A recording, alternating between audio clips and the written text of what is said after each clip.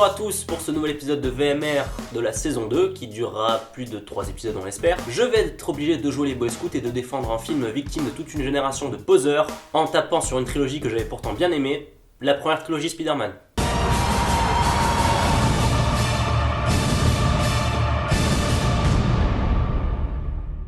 L'été dernier est sorti au cinéma The Amazing Spider-Man, le reboot de mon super-héros préféré au cinéma. Ce reboot, oui, c'était parce que Sony avait besoin de conserver les droits, mais c'est surtout parce que la première équipe composée de Sam Raimi avec Tobey Maguire, Kirsten Dunst et James Franco avait quitté le navire. Après, je vous l'accorde, c'est sûr qu'un reboot c'est un peu relou, revenir sur l'origine, tout ça, c'est jamais marrant. Sauf qu'après Batman Begins, on peut peut-être arrêter de se conduire comme un tas de vieux conservateurs tout pourris. Surtout que dans le cas présent, on s'est pas trop foutu de notre gueule vu que le réalisateur c'est Mark Webb qui a livré 500 jours ensemble. Il a peut-être fait que ça, mais c'était quand même 500 jours ensemble.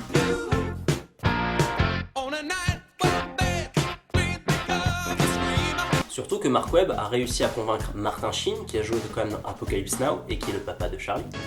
Charlie Sheen as Topper Harley. Et Sally Field, Mama Gump, qui était dans le discours d'un roi, de jouer dedans. C'est pas comme s'il était venu avec Gérard Jugnot et Isabelle Mergo. Comme les goûts et les couleurs ne se discutent pas, on peut évidemment ne pas avoir aimé le dernier Spider-Man, et être ainsi dénué de toute humanité et de sens commun. Mais ce qu'il y a de super agaçant, encore plus que les gens qui répètent 3 fois les mots, c'est toute cette foule de personnes qui ont ressorti la première trilogie comme une bannière, alors que tout le monde s'en foutait, et qui revendiquaient que les origines de Spider-Man avaient été bafouées. Et attention, les types se démontent pas, parce qu'une fois ils ont un cartable Spider-Man en CP, ils connaissent toute l'histoire de Spider-Man, il faut surtout pas y toucher. Je serais tenté de les appeler des Spider-Man X, en référence à... voilà. Mais ça fait un peu capote. Si j'avais voulu être vulgaire, je les aurais directement appelés des trous du cul.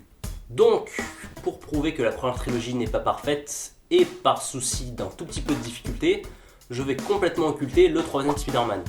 Parce que tout simplement, dans la saison précédente, on a déjà fait un épisode sur Twilight, je peux pas toujours taper sur des punching balls. Et en parlant de punching balls, on peut directement passer à Peter Parker, victime parmi les victimes.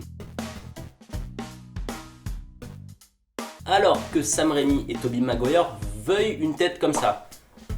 Pourquoi pas, ça fait bien tête à claque, machin. Mais après, dans un reboot, mettre un type qui n'est pas une cible avec des bras et des jambes, c'est pas mal non plus. Et puis au moins, quand Peter finit avec la fille, on se demande pas pourquoi. Parce qu'à la base, niveau charisme et assurance, c'était pas tellement ça. Je sais pas si vous vous rappelez, mais MJ aimait Peter parce que c'était un gentil garçon.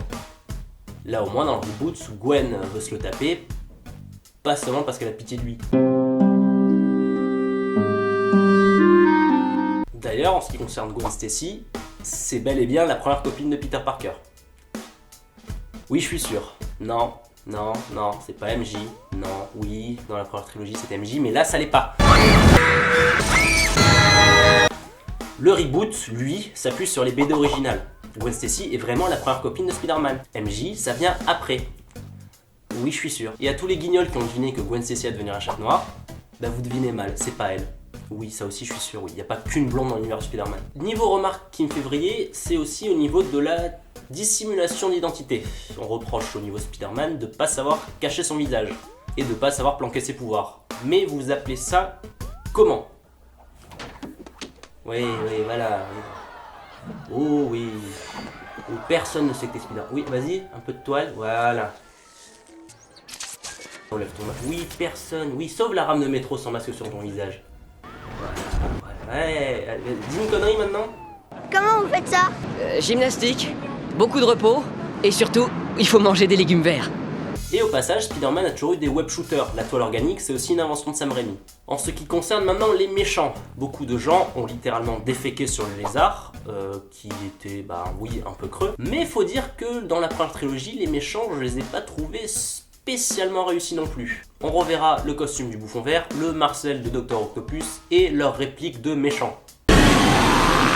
Bonjour ma chérie, fais dodo. La faute a pas de chance. Peter Parker et sa petite amie. En ce qui concerne la scène de la grue, je suis d'accord qu'on peut la trouver un peu débile. Moi j'ai trouvé cool, mais combien de personnes m'ont dit ceci? Mais mec, c'est tellement gay cette scène, genre t'as sauvé mon fils alors je te fais un chemin avec mes potes du syndic des grutiers. Et ça c'est quoi? Viens par ici, l'affreux! On a un petit cadeau pour toi! Laisse Spider-Man tranquille! Tu t'en prends à un type qui veut sauver une bande de gosses? Ouais, allez, va te faire voir! Tu t'en prends à l'araignée, tu t'en prends à New York! T'en prendre à l'un d'entre nous, c'est comme t'en prendre à tout le monde! Tout ça pour vous dire qu'on ne peut pas seulement cracher sur un film sous prétexte qu'il a une trilogie 10 ans avant. En attendant le prochain épisode de VMR, je vous invite à revoir le dernier Spider-Man et à commencer Community.